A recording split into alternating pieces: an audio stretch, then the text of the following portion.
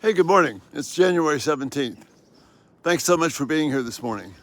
As you can see, the snow is gone in terms of falling down, but there's still a lot of it here and the cold air remains.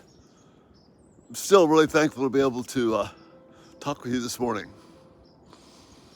It's Monday mornings. We do Worldview on Monday mornings, and I'm going to relate this worldview topic to what I was talking about in Proverbs chapter 2 at the end of last week, and which we'll pick up on again this week.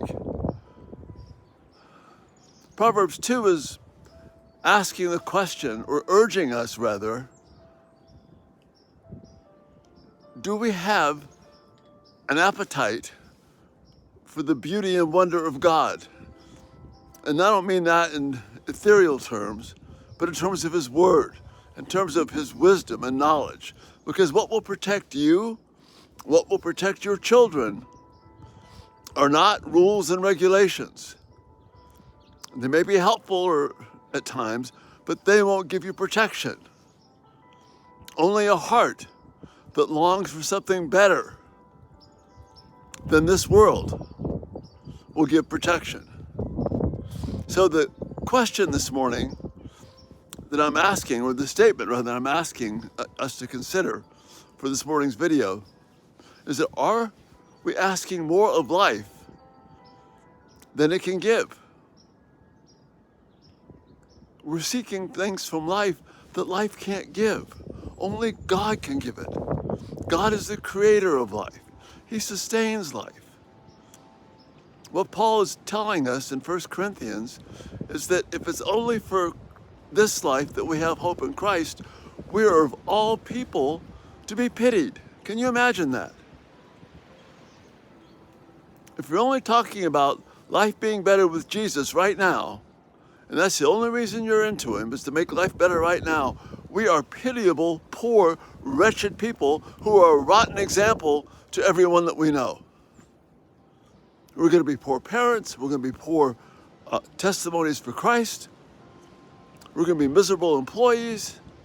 We're going to be self-serving because we're trying to get things out of this life that this life cannot give apart from Christ. That's what Paul is telling us in 1 Corinthians 15.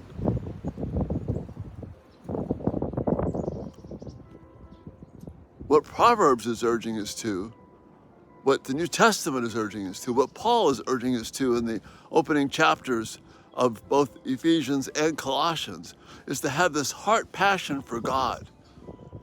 Paul says, I pray that the eyes of your heart will be open to the magnificent power of Christ.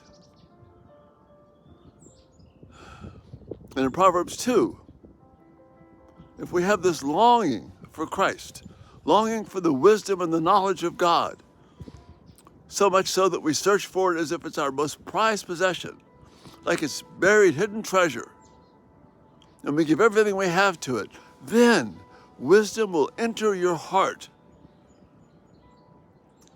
and the things of God will be pleasing and pleasant to your appetite, to your desires. That's what Paul is telling us. And that's what Solomon is telling us. And that's what gives us protection. Because we always find a way around rules. Everybody does.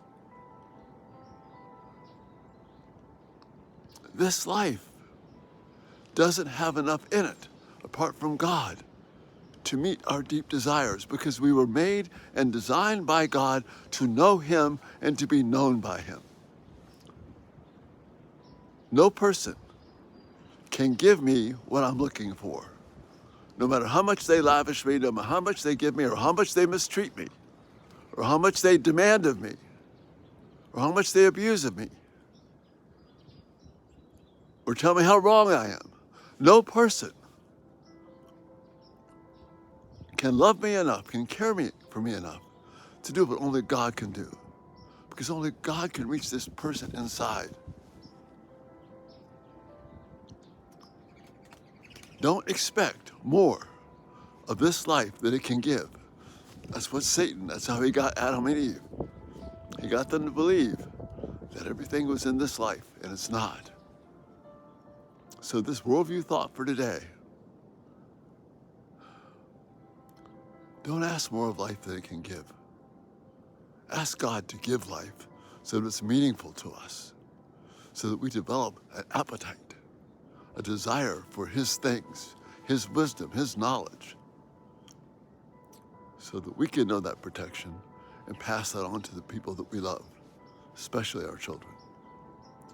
That's the thought for this Monday. And it'll give us a good springboard to jump back into Proverbs 2 as we go through the week. Again, I pray that you're safe and warm. May God bless you, give you strength. Check us out Everyday Talk 24/7 if you haven't already. Turn on post notifications. If you haven't subscribed, videos will come right to you. Thank you again for being a part of what's going on here. Love the comments and feedback, especially from yesterday. You have a great day, and Lord willing, we'll see you later this evening. Bye-bye. I'm going to get warm.